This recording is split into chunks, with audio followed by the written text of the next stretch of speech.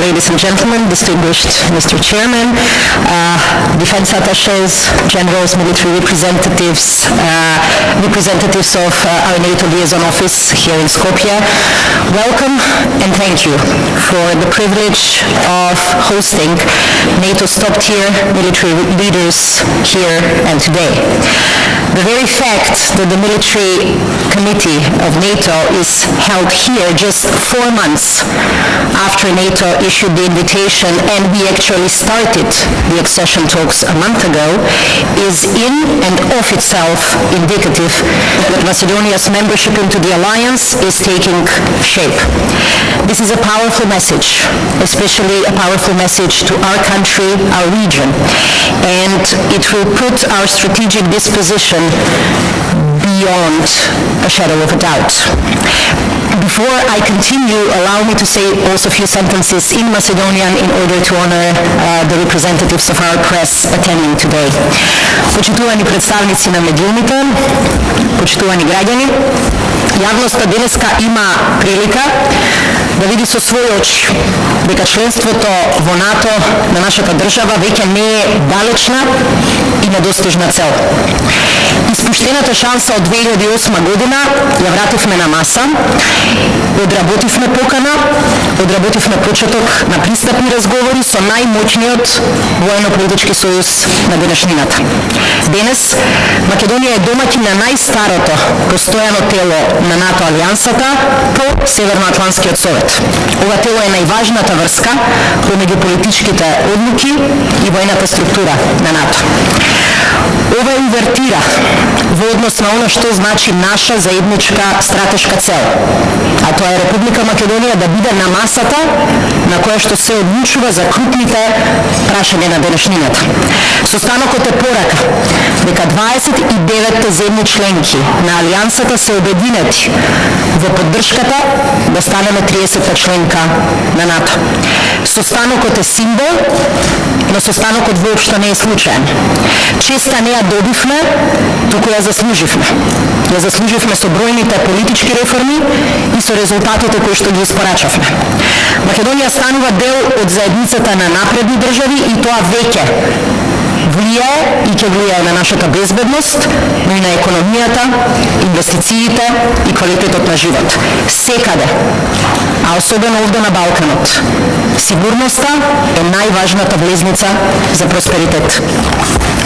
Distinguished guests, this country has demonstrated resilience, perseverance, and unwavering commitment to NATO membership. As we have done, and we have done all this while the international liberal order, according to the words mentioned at the Munich Security Conference, was becoming less liberal, less international, and less orderly. We have surpassed a protracted political crisis, and we have dealt with great difficulties in the midst of domestic and global turbulences. And we have shown that political leadership and genuine belief in democratic values can make a difference. It has been said that the two most powerful warriors are patience and time. This country has shown patience, I would say even too much patience in the last 18 years, but in the last 18 months we have managed to spend our time wisely and very constructively. After years of growing concerns also shared by NATO allies about the media situation in Macedonia, about electoral processes, abuse of power, inadequate rule of law, and captured state, Macedonia has shown the political will and capacity to change itself. The change is visible. Elections are competitive, media are free and very critical to the government, which is how it should be. The government is transparent and working very hard on increasing its accountability, while the special public prosecutor, which was one of the key areas that NATO allies were following lately, has succeeded in getting the first rulings on abuse of power and high-level corruption. The work is far from over, but the country is dedicated to ensuring that justice will no longer be selective and that impunity has no place in a country grounded and established on democratic values. Change at home was was not enough. We have reached out to our neighbors, and we have also demonstrated that leadership and political courage can sometimes be contagious. That neighbors can inspire each other to do the right thing. In less than a year, we have succeeded to close open issues with two of our neighbors, first Bulgaria and then with Greece. The Prespa agreement with Greece was an ultimate breakthrough, not only for Macedonia and Greece, but also for the whole Balkan. This agreement has already been ratified by our parliament, and the first vote on the needed constitutional changes who are foreseen in the agreement have recently passed the first legislative test with the necessary two-thirds majority. After the final approval in the Parliament, with successfully accomplished accession talks, we expect the NATO accession protocol and the Prespa agreement jointly endorsed by the Greek Parliament. This way, the 3-decade-long dispute, which was rooted in history, in conflicts, in huge open issues, will be overcome also by opening NATO membership doors to our country. This looked impossible just a few months ago. I remember last year when we started with the discussion about the possibility of holding this military committee here in Macedonia. I also had doubts whether the timing will be appropriate. We also had doubts whether we will be able to show the capacity for breakthroughs. But I think that what looked impossible now becomes a reality. And it has shown that even in this region, there are no frozen conflicts, just frozen solutions. And the only thing that we need are leaders who are capable to put and willing to put their countries and their people and not their careers first. Ladies and gentlemen, we stand by all the obligations stipulated within the Washington Treaty. We are firmly committed to fulfilling NATO requirements, and we have outlined, as was mentioned, our plan to achieve NATO standards within our own comprehensive strategic defense review.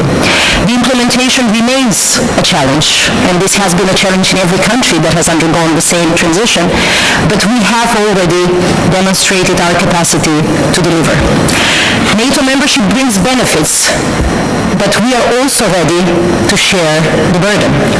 This year, Macedonia has increased the defense budget by 14%, with the clear commitment to increase it by 0.2 percent points of GDP every next year, reaching the 2% by 2024, in line with previous NATO decisions. At least 20% of these assets will be allocated to modernizing and equipping the land forces, with the focus on our declared NATO units. We also remain committed to supporting NATO-led missions. And this commitment, I think this is a very, very strong argument in favor of our membership to NATO. This commitment was always supported by full consensus in all different parliaments and all different mandates with different political compositions. This year, we have already increased the contribution to Resolute support, as was mentioned, by 20%. We have sent additional 3 staff officers to support the elections in Afghanistan, and we announced that by the end of the year, we can send additional 25% increase. This makes the total contribution of Macedonia to the Resolute support of around 60 personnel. In addition, we will contribute for the first time to KFOR mission in Kosovo with 1 staff officer. Our reforms will continue with focus on defense and security, rule of law, fight against corruption and organized crime, intelligence reform, and public administration reform. In our program for continuation of these reforms, Macedonia and NATO have jointly set up the goals and activities that will take place prior to our accession. determination. We have seen in the past our region respond to threats and challenges with fear and violence. It didn't work. It didn't work for none of our countries. It didn't work for the whole region. This time, Macedonia has responded to challenges and crises with determination and hope. Determination to improve itself and hope that this will finally deliver on our strategic goal of becoming the 30th member of the Alliance. Our Euro-Atlantic future is important not only for this country, it's important for this region. It is important geopolitically, but it also serves as a catalyst for progress in all other aspiring countries. We have been a reminder of how important basic democratic values are for stability and safety. We can also be an inspiration. Thank you for supporting our goal.